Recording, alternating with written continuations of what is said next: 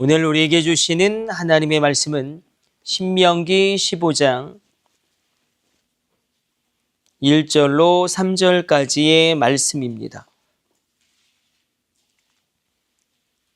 신명기 15장 1절로 3절까지의 말씀, 우리 같이 읽습니다. 매 7년 끝에는 면제하라. 면제의 규례는 이러하니라. 그의 이웃에게 구워준 모든 채주는 그것을 면제하고 그의 이웃에게나 그 형제에게 독촉하지 말지니 이는 여호와를 위하여 면제를 선포하였음이라. 이방인에게는 내가 독촉하려니와 내 형제에게 구워준 것은 내 손에서 면제하라. 아멘. 오늘 본문의 말씀은 안식일의 연장이죠. 안식년에 대한 규례입니다. 7년마다 주어지는 안식년에 대한 규례를 하나님이 말씀하고 있습니다. 안식년이 또 7번 반복되어지면 77에 49에서 50년째는 신년이 선포되어지죠.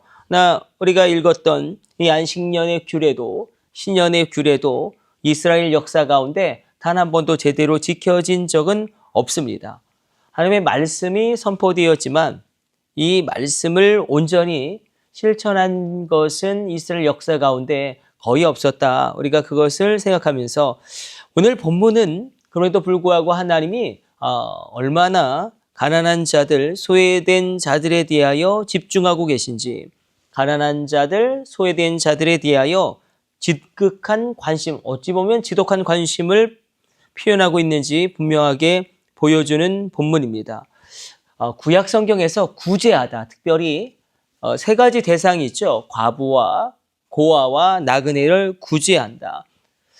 구제한다라는 원어 자체는 나탄인데 약한 자들, 가난한 자들, 소외된 자들을 구제한다. 이것을 2000회 정도 사용할 정도로 하나님은 굉장히 연약한 자들에 대한 관심을 쏟고 계십니다.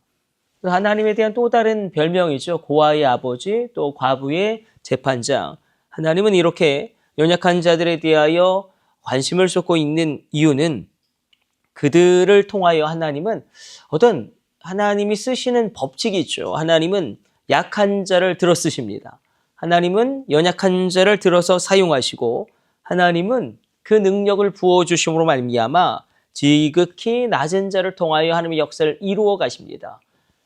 이사야서의 말씀대로 지극히 작은 자가 천을 이루게 되어지고 지극히 약한 자가 강국을 이루게 되어지는 것이 하나님 나라의 중요한 법칙입니다. 여러분을 축복합니다. 그 지극히 작은 자가 천을 이루게 되어지고 약한 자가 강국을 이루게 되어진 하나님의 은혜와 축복과 안식을 받을지어다. 하나님은 그렇게 오늘 본문에서 말씀하시죠. 그래서 7년마다 반드시 너희가 이렇게 행해야 한다. 너희가 부채에 다 탕감은 아니에요. 탕감은 신년에 탕감을 해주는 것이고 이 안식년에는 이자를 받지 마라. 이자를 받지 말고 그리고 너희가 너희 형제에게 구워준 것에 대하여 이자를 받지 말고 그들에게 도움을 주어라. 사실 오늘 이 안식년 규례는 1년 동안 어떻게 보면 채무를 유예해 주는 그런 율법의 말씀입니다. 이것이 채무자에게는 유익이 되겠지만 채권자에게는 손해인 것처럼 보이지만 하나님은 너희가 이 일을 행할 때에 내가 너희에게 복을 주겠다. 경제 주권을 줄 것이고 또 한 가지를 약속하시죠. 너희가 다른 나라를 지배하게 될 것이다. 경제의 주권에 그치는 것이 아니라 정치적인 주권도 내가 너희에게 더하여 주겠다라고 말씀하시고 언약하셨지만 이 하나님의 법이 지켜진 적은 거의 없습니다. 거의 없죠. 신년도 지켜진 적이 없고 안식년도 지켜진 적이 없고 단 한 가지 오늘 본문에서 우리가 유념하기를 원하는 것은 3절에서 이방인들에게는 그 혜택을 주지 말아라. 그래서 여기서 이방인이라는 것은 이렇게 우리가 받아들이면 됩니다. 하나님의 말씀과 상관없이 살아가는 자들에게는 이 법이 해당되어지지 않는다. 이방인들은 안식일에도 일을 하고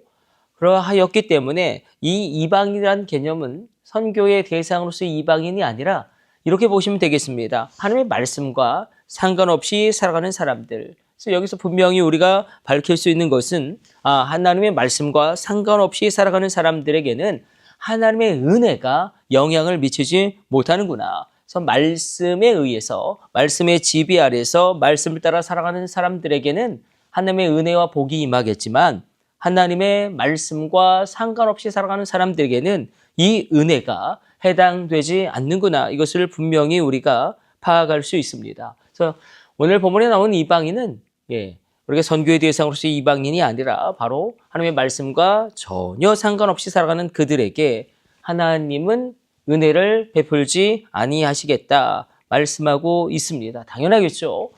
우리가 말씀으로 말미암아 하나님의 은혜가 우리에게 옵니다. 그래서 예수님도 성육신을 설명할 때에 말씀이 육신이 되셨다라고 이야기하고 아버지의 독생자의 영광이다. 이 모노게네스의 영광이다.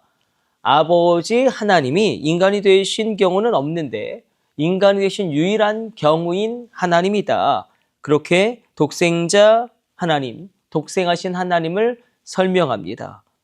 오늘 본문의 말씀 그대로 이것은 11조의 규례와 더불어서 이스라엘 백성들 가운데 정말 안 지켜진 규례입니다. 이 지키기가 어렵겠죠. 7년마다 이자를 면제해주고 그 7년이 7번째 반복되어지는 50년째 신년에는 빚을 다 탕감해준다. 경제 논리로 말도 안 되는 것일 것입니다. 그러나 이것이 하나님의 법이고 하나님의 법은 이렇게 지금까지 우리에게 분명하게 하나님의 그 통치의 법칙을 이야기하고 있습니다. 그럼 우리가 왜 하나님은 그렇게 소외된 자들에게 관심을 쏟고 계시는가? 결국 안식년의 규례도 신년의 규례도 궁극적으로는 주님의 재림과 직결되어져 있습니다. 우리 주님이 다시 오시는 날 우리가 영원한 안식을 얻게 되어질 것이고 우리의 죄의 모든 부채가 탕감되어지는 은혜를 얻게 됩니다. 오늘도 이 새벽에 하나님이 왜 이렇게 가난한 자들에게 관심을 쏟고 있는가? 그것은 하나님의 속성이다. 하나님의 성품이다. 그렇다고 해도 하나님도 아십니다. 이 가난한 사람들, 소외된 자들 도와준다고 그게 감사해야 하지 않죠. 그걸 당연하게 여기고 또 오히려 또 무리하게 구는 경우도 굉장히 많습니다. 인간의 전적인 부패와 전적인 타락이 있기 때문에 그럼에도 불구하고 하나님은 명확하죠. 그 사람들을 보고 그 사람들을 돕는 게 아니라 하나님인 나를 보고 그 사람들을 돕고 그들을 구제해라. 그때에 내가 너에게 경제 주권과 더불어 정치적인 주권도 더하여 주겠다. 여러분 축복합니다. 하나님의 복을 받을지어다. 경제의 주권이 임할지어다.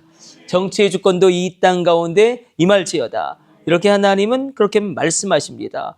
하나님께서 이렇게 가난한 자들, 소외된 자들, 연약한 자들에게 집중하시는 것은 하나님의 성품이구나. 그렇다고 그 사람들이 지극히 선하다. 이런 개념은 아니죠. 인간은 어차피 타락한 존재고 그리고 인간은요 이렇게 받다 보면 그것을 감사해 하지 않습니다. 당연하게 여기기 시작합니다. 그럼에도 불구하고 하나님은 나를 보고 가난한 자들을 도와라. 우리가 그럼에도 불구하고 이제 신명기에 굉장히 중요한 규례가 또 한 가지 나오죠. 11조 규례, 안식년의 규례, 그리고 신년의 규례와 더불어서 장자권에 대한 규례가 나옵니다. 장자권에 대한 규례. 이것은 무엇이냐면 법적인 효력에 대한 것이죠. 너희가 그 권리를 사용하지 않으면 그 권리가 없어진다라는 어마어마하게 무서운 너희가 그 권리를 사용하지 않으면 그 장자의 권리가 소멸되어진다라는 장자권에 대한 율법의 말씀이 등장합니다. 그러니까 연결되어져 있는 거예요. 여러분들을 다시 축복합니다. 장자권이 있을지어다. 그래야지 우리가 누구를 도울 수 있는 것이 아니겠습니까? 그래서 장자권과 더불어서 하나님이 늘 경계하는 것은 거지의식이에요. 노예의식. 거지의식, 노예의식. 우리가 가난할 수는 있어요. 어려울 수는 있어요. 그러나 우리가 이런 게 있죠. 내가 가난하기 때문에 나는 아무것도 안 돼. 나는 늘 안 됐어. 우리 가정 늘 안 됐어. 이 가난의식, 이 노예의식에 꽉 잡혀 있으면 아무런 도전도 할 수 없습니다. 우리 가정은 아무래도 안 될 거야. 우린 너무 가난하니까 아무것도 할 수가 없어. 그것을 원하시지 아니하십니다. 그래서 장자권의 권리를 가지고 그 장자권을 우리가 사용할 때에 그것을 사용하지 않으면 그 권리가 우리에게 소멸되어지기 때문에 그러므로 오늘도 이 새벽에 그 장자권을 사용하십시오. 장자권을 사용하시고 하나님의 복을 내 입술로 선포하고 하나님의 말씀을 내 입에 둠으로 말미암아 하늘에 신령하는 은사가 나에게 오는 것이고 땅의 기름진 복이 우리 가운데 임하는 것입니다. 경제적으로 정말 어려운 시기에 우리가 진입하고 있습니다. 많은 어려움들이 있음에도 불구하고 그러나 하나님이 이 거대한 모든 것을 하나님이 개입하심으로 말미암아 하나님께서 열어주시는 그런 놀라운 역사가 우리 가운데 일어나게 됩니다. 그래서 나라와 민족을 위해서도 기도해야겠죠. 부의 이동을 성경은 늘 이야기합니다. 성경은 물질에 대해서 굉장히 강조하죠. 하나님 물질에 대해서 굉장히 깊은 관심을 쏟고 있습니다. 우리 다 알고 있죠. 예수님이 성전에 가셔서 두 가지 일을 하셨죠. 성전을 청소하시고 그리고 누가 어떻게 헌금하나를 보십니다. 얼마나 놀랍습니까? 청소하시고 성전을 청소하시고 예루살렘에 올라가셔서 누가 어떻게 헌금하는지를 보시죠. 물질에 대하여 굉장히 하나님은 관심을 쏟고 계십니다. 그래서 성경은 부의 이동을 이야기해요. 부의 이동이 일어나고 축복의 촛대가 움직이는데 우리 나라 민족을 위하여 하나님 이 나라 이 민족 가운데도 하나님이 허락하신 은혜와 복이 넘쳐나게 하여 주시고 하나님 이 땅이 복된 땅 되어지게 하여 주옵소서. 아름다운 땅 되어지게 하여 주옵소서. 궁극적으로 하나님이 이렇게 가난한 자들을 도와라. 너희가 장자권의 권세를 행사해라. 그리고 예수 그리스도의 십자가의 보혈로 너의 죄의 빚과 부채도 다 탕감되어진다. 이렇게 말씀하시는 것은 안식과 관련이 있습니다. 그렇죠? 안식이죠. 안식일 그리고 안식년. 안식년이 7번 반복되어지는 그 50년째는 신년. 이건 다 안식과 관련이 있습니다. 안식이죠. 하나님은 안식하기를 원하십니다. 우리가 안식하기를 원하십니다. 오늘도 이 새벽에 그리스도의 평강이 여러분들의 마음과 생각과 뜻을 주장하기를 주님의 이름으로 축복합니다. 안식이 임하는 거죠. 나의 육체 가운데도 안식이 임하고 그래서 하나님 안에서 안식하는 것이 얼마나 중요한지 놀라운 치유도 늘 이럴 때 일어납니다. 하나님 안에서 완전히 안식할 때에 그 육체도 새롭게 되어지고 소성함을 얻게 되어지고 살아나게 되어지는 것을 얼마나 많이 경험했는지 모릅니다. 그러니까 안식이에요. 경제 문제가 있으면 우리가 안식할 수 없죠. 정치적인 압박이 있어도 안식할 수 없죠. 가난의 문제가 해결되어져도 그때에만 우리가 평안하게 안식할 수 있죠. 하나님 궁극적으로 원하시는 것은 안식입니다. 하나님 안에서 안식하는 귀한 새벽 되시길 축복합니다.